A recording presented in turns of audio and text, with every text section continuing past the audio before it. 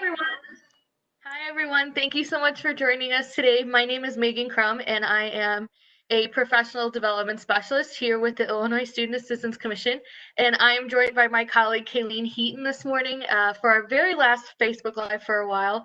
But today we are going to be talking about senior year timeline and what current juniors, so our rising seniors at the moment, can be expecting as they start their college going process in the fall if they haven't already started their college going process. So last week we talked about college visits, and this week we're going to really kind of hone in on what's some timeline things that they need to be aware of, when to apply, as well as applying for not just college application, but also financial aid applications, when verification and financial aid offers will come around, and then what kind of they can be doing in between, such as applying for scholarships, looking for other ways to help cover the cost of college throughout the year for their senior year. So the biggest thing that definitely is the first thing that they'll start off with, if they haven't, hopefully, even though in-person college visits are not an option at this moment, summer is a great time for college visits. So even doing those virtual tours, as we talked about last week, being able to still check out the academics, see what kind of programs they offer, extracurricular activities. That's still a great way to figure out, hey, is this an institution I want to look at? Is it kind of large? Is it kind of small? Do you want to stay in state versus out of state? So that's a really great starting point for many students right now, as even though in the midst of COVID, colleges will hopefully still be reopening and they still will have events going on and offering many different majors that they do. And so based on that, the next step then would be college application. So I definitely had probably a different process than Kayleen did for applying to college. I'll talk a little about my experience and then I'll hand it over to Kayleen. So when I applied to college, I was the kid that I waited quite a while. In my sense, I waited a while. I wasn't applying to college until November. I was working on focusing on my academics. I was in a couple honors classes my senior year. But once, really what helped was actually some of my friends were like, hey, when have you started applying for college? And so that peer part of applying to college actually was super important for me because it kind of was like, okay, Maggie, you probably should start doing this. And I applied to about 5 colleges my senior year for my senior year of high school. And it was both in and out of state. I was okay to go out of state for school, in which I did. But I applied to my local community college. I applied to a private institution and then a couple of public institutions in Missouri. That's where I'm from. And so kind of a range of them. What about you, Keeling? How was your college application process? Yeah, so for me, I kind of knew what my plan was. I was leaning towards going to the local community college, but I also wanted to apply to a few other schools just to kind of see how it would work out if I got in. So I applied, I think, to 4 schools in total.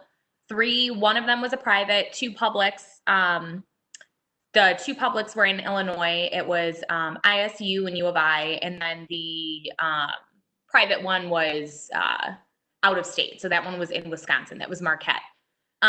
So I applied to all of those, and then I applied to my local community college, which was Harper.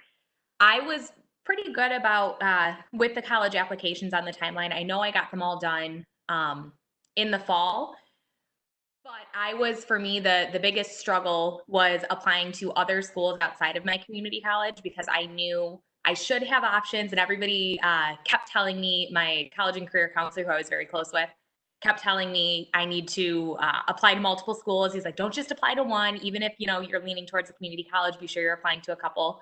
So it was harder for me to get the other 3 applications done just because I knew that that was probably not where I was going to be going.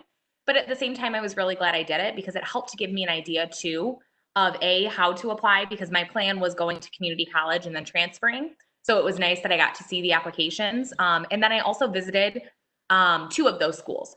So that piece was nice too, because it gave me the idea of whether this would be a place that I would want to transfer to afterwards. So, I mean, I'm happy that I did it. But it was definitely more of a struggle when I kind of knew I was going to be going to the community college. But in terms of that, though, my application process, it was fairly smooth. And that's something too that I think a lot of students struggle with. When there are certain deadlines that colleges will set, and if rolling admissions is a deadline, or a deadline that your college has, what that means is they are continually accepting applications. So they don't actually have a set deadline for when your application is due. What I would say with rolling admissions is be sure that you are still trying to get those applications done in the fall, because it can get really easy for me. I forget which school. One of the schools was rolling admissions that I had applied to.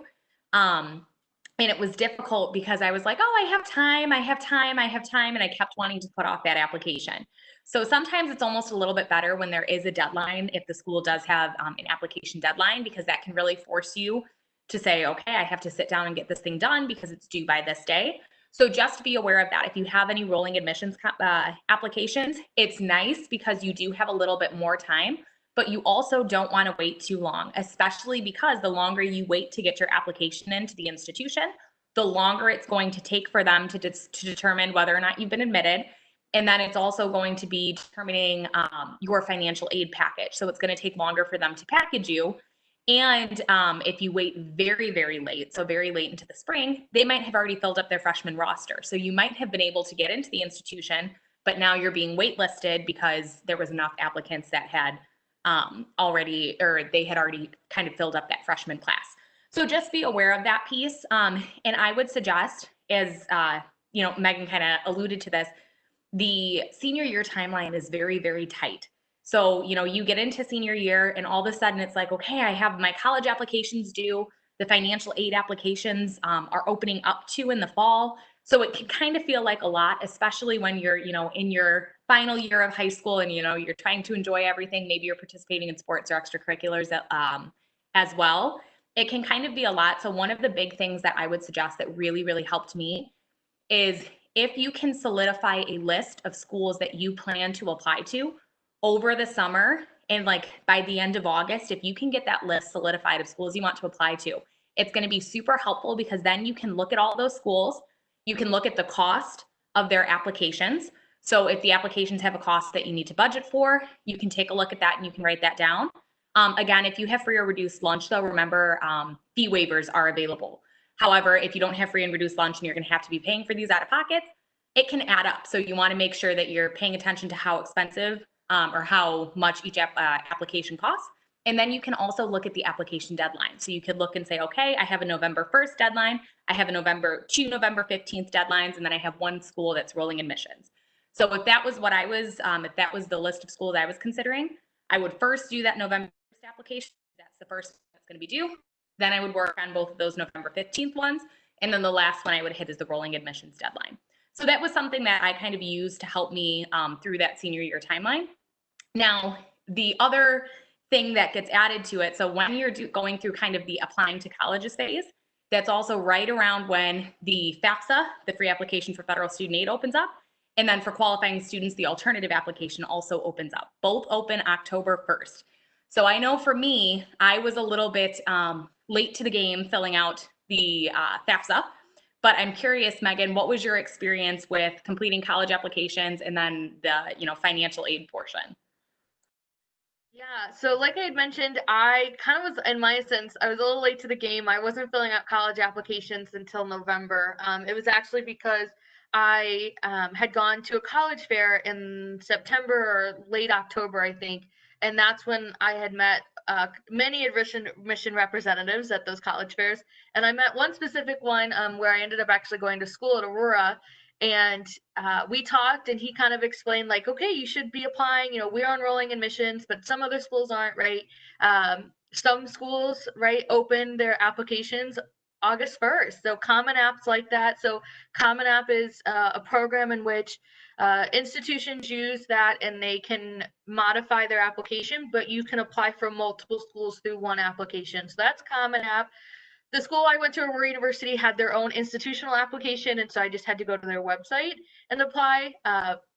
Those fee waivers are a great thing, even though I did not have to pay for a single application fee when I was in high school, which was great. But many students now do, and that can become a little bit of a cost. So college application fees can be about $25 to $75 each. And so that is if you apply to 5 schools for $25, right? That adds up. So once I applied it took a couple, I would say about 2 months, give or take, to hear back.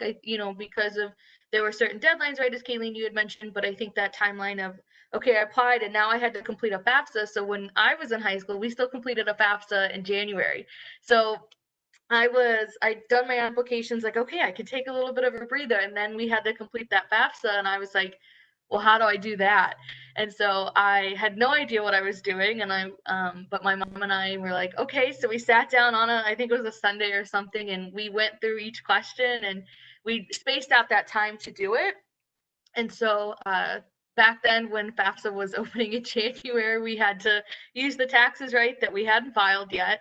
And so I had a little bit of a break in between filing my college applications and applying for FAFSA, but students now don't necessarily have that break anymore. Since FAFSA and now the alternative application will open October 1, students still may be applying to college applications in October because they're finishing up their essays potentially, or saying, oh, I found a good school that has another program that I like.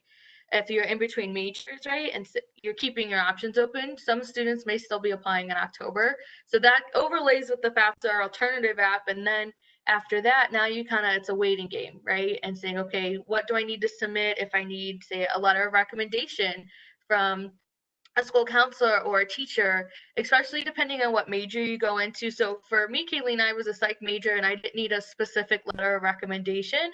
But for you, right, or many students, if they're going to nursing or if they're going into science, say math, schools want a letter of recommendation from a specific teacher, such as a math teacher. So yeah, I had that break in between college applications and filing my FAFSA. And then for me, I had a little bit of break after filing my FAFSA, but we'll talk about scholarships, but I didn't apply for any scholarships actually. So what about you? Did you, after you completed your FAFSA, was there a break after that, or what were some of those things that you did in between after your college application? So how long, if you remember how long it took for them to get back to you and that kind of stuff? Yeah, so my college applications, I got them done in the fall. I was pretty good about getting the college applications done. But then after that, I kind of assumed that I was done. I was like, oh, I applied to schools, like now I'm done. Now I just have to kind of sit back and wait. So it wasn't until, and I was in school around the same time as Megan, so I also had the January opening of the FAFSA. Again, now the FAFSA opens October 1st, but back in the day, it opened on January 1st. So I didn't actually complete a FAFSA. I think it was until around March. And the reason being, there was a scholarship that I was considering applying for. And the scholarship said that you had to have your FAFSA on file. You have to complete a FAFSA because the way that the scholarship worked, it was through the community college, was if I was getting any funds through the FAFSA, that would be applied first, and then the remaining would be covered by the scholarship. So they had to know if I was eligible for any funds from the federal or the state government. So that was kind of my prompt that, oh, hey, I have to complete a FAFSA. Very similar situation to you, Megan. I had no idea what I was doing. I remember sitting down with my mom at the computer thinking, what the heck are we doing? And going through each of the questions on the FAFSA. The good thing about it is, and I wish at the time, I did not know about the ISAC core or like all of the resources that are available to help you complete a FAFSA. I wish I had known about that. Just because that would have been super helpful just to have like an outside party kind of facilitate the completing of the FAFSA and to say, yeah, this is what this question means and this is what you need to be including. Because me and my mom kind of just, read it at face value and tried to go through it. And it was fine. We did manage going through it, but it probably took a lot longer and was more stressful than the situation could have been if I had, utilized a support or if I had, found an ISAC core member or my college counselor or something like that. But once I had completed my FAFSA, that was when I kind of started to look at scholarships. And the reason that I looked at scholarships, again, I was very fortunate. I was friends with a girl who had gone to the community college I was going to. We were in similar classes, similar GPA, similar test scores. And she had told me about a scholarship that she had applied for at the institution. So it was an institutional scholarship. It was offered through the school. And she recommended that I apply for it. She's like, oh, I got it. And I think you would be eligible for it. And they give a decent amount out each year. So I actually knew right after applying that there was a scholarship that I had wanted to apply to. So that was kind of my big scholarship search. Like I was aware that there was a scholarship that I thought I would qualify for. So I knew as soon as I, had submitted the applications that I would be completing that scholarship form. However, a lot of people that I know, a lot of times it's, they will apply to the school, they will complete the financial aid application, so either the FAFSA or the alternative app, and then they'll be like, okay, I'm done, now let's see what financial aid I get. That whole piece of looking for scholarships is so crucial. My 2 years at my community college was fully paid for. I didn't have to pay for anything between the FAFSA and that scholarship that I was awarded, which is huge. Having 2 years of school that I didn't have to pay for was, awesome. And it was all because I was aware that there was a scholarship that I should be applying for.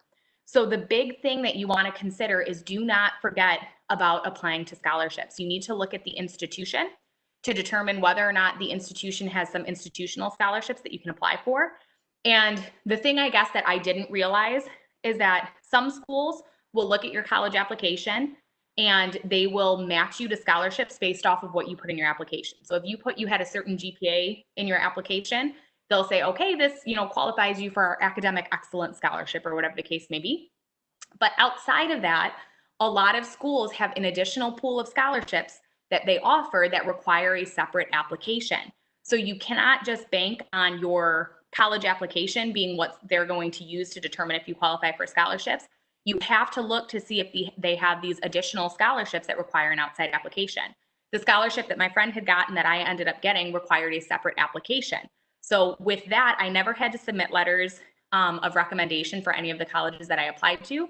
But with the scholarship, I had to submit a letter of recommendation. So I had to go out. That was my experience with getting a letter of recommendation. Didn't need it for the college applications, but I needed it for a scholarship. And every scholarship is going to vary.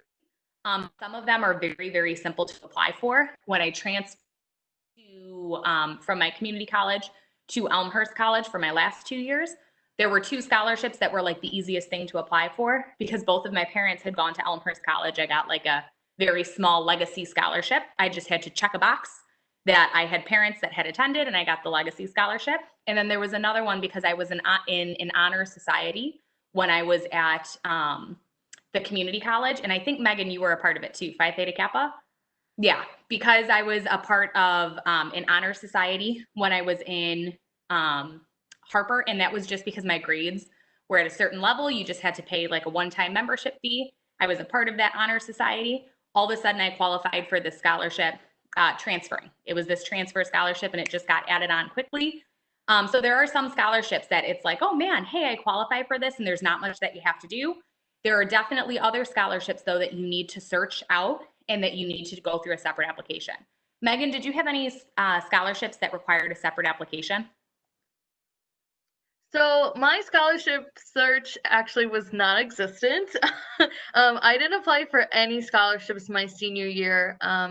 I was the first in my family to go, and very much similar to you, like when I was completing that FAFSA, I was like, I have no idea what this means or why I'm doing it necessarily, but I wish I'd had that support. Even though I'm from out of state, right? I wish I'd still had that, say, a local organization to help us or the information about completing that FAFSA, but then also applying for scholarships and where to look for them, such as even if it's just through the high school or through the school. Where I ended up going to school, so I went to community college first as well. I went to St. Louis Community College, and then when I transferred to Aurora, Aurora kind of did the work for me in some senses because as soon as I applied, at that specific institution, what they do is based on your GPA, they match you for one of their scholarships. So some institutions will do that for you, where it says as long as you apply and you have a specific GPA, you'll and you meet the requirement or the criteria, you'll be awarded that scholarship or automatically be included to potentially receive that scholarship. And so I didn't even apply to scholarships when I transferred to Aurora, which even though I knew at that point what it was, I really relied on Aurora and I got a great financial aid offer. And so after those scholarships are kind of in timeline wise, so we're talking about applying to college in the fall, plus now doing financial aid applications. So scholarships you can apply at any time really, especially for those institutional scholarships. So I went to Northern for grad school, and so they have their own institutional level of scholarships, as Kayleen talked about, right? That they have their own institutional deadlines and when they open themselves. So those scholarships are separate for maybe those academic scholarships that a student can be awarded, based on their test scores and GPA. So those scholarships open, so those open at any time, you can be applying anytime, but those deadlines are really key to keep in mind because sometimes those deadlines are in February. And so the students will like, okay, well, I think I can kind of take a little bit of break, apply for a scholarship here and there, but they may not be aware, like I did, that I needed to kind of stay on track about it. So come the spring, right? So that's when, after Chris, I always used to, when I was a core member, used to tell the kids I worked with, Christmas break is a great time to really kind of start, honing in scholarship applications and see if for the institutions that you've applied for, where you're at, if they have any of their own, and then be expecting verification and financial aid offers. And so I did have to do verification all 5 years of school, and my brother did as well once he enrolled in college after me. But my financial aid offer, I think, came March, give or take, from Aurora, and I got a financial aid offer from all of the institutions that I applied and got accepted to. And so that's the only way you will get a financial aid offer, right, is if you've applied and been accepted to that institution. And so that financial aid offer will look different at all institutions. So be mindful of that as you work through. While this is a year out from now, it's still important to know that those financial aid offers, because some financial aid offers will come in the fall. They'll come in December for those. As Kaylee talked about, a student may have a deadline of November 1, and their financial aid offer will come out, December 15th. And so that's, not everything that's been included because potentially that student hasn't been applying for all of the scholarships yet. And so it's important to know that those financial aid offers can be adjusted later, especially once the student is applying to scholarships and they've been awarded them as well. And of course, this wasn't a thing when I was in high school, but many high schools now have like an awards night they announce all the kids who won the local scholarships through the high school that they have. Maybe that was a thing when I was in high school, and because I didn't apply for any scholarships, I didn't go. So that's something to keep in mind as well. So that timeline, right, as we keep going throughout the year, things are going to feel really overlapping and they're going to be overwhelmed. But I think having a little bit of a break, I don't know about you, Kayleen, but having a little bit of a break actually helped not to feel overwhelmed. What about you? When did you get your financial aid offer? Did you do verification as we round out the year? Yeah, so as I had mentioned, I applied for the schools in the fall, and then I was kind of late with completing my FAFSA. Granted, because it released in January, I was only, 2 months behind the release date, even though like right now, if I tell you I filled out my FAFSA in March, you'd be like, oh my gosh, that's so much later because the FAFSA opens in October. So I was only kind of 2 months behind on the FAFSA, but then I did get my award letter pretty quick. I believe I got it kind of around April, I want to say beginning of April. Um, but again, I was pretty sure that I knew I was going to be going to the community college. And then when I also found out that I had gotten that scholarship to the community college in mid-April. So when I found that out, that like really sealed the deal. So I don't remember having a very difficult time deciding where I was going to go because I was pretty sure I was going to go to the community college. Then when I got that scholarship, that sealed the deal for me. But I was also selected for verification. It was either 3 out of my 4 years or 4 out of my 4 years. I don't fully remember for undergrad, but it was a lot. And every single year it, worked the same. And this is what I would recommend students understand. Once you complete a FAFSA, you have to make sure that you are going back in and you are checking on your online portal. Because your online portal, that was how I was notified every single year that I was selected for verification. There was just, I got those little exclamation points near my, in like my finances section, and it said additional documentation needed. And that is when it told me exactly what documents needed. So I needed to provide a copy of the tax return, and I needed to provide a household size sheet. So listing out all of the people that were in the household size. So the really important thing with verification is that if you are selected, don't be freaked out. Every single year it freaked me out because I felt like I've done something wrong. They're going to take away my financial aid. And that was not the case every single year. Every single year it was the same song and dance. I gave them the documents they asked for. They matched it up to my FAFSA. They said, great, you can get your financial aid. That's what happened each year. But the key is I needed to make sure I turned into that documentation to them. The analogy I like to use for verification, it's a lot like if you went to the airport and TSA stopped you and they said, we need to search your bags. If you said, no, they would say, that's fine, but you have to leave the airport. You're not getting on your flight. Same thing with verification. If they select you for verification and say, we need you to provide these documents, if you say, no, thank you, they'll say, that's fine, but you are not getting your financial aid.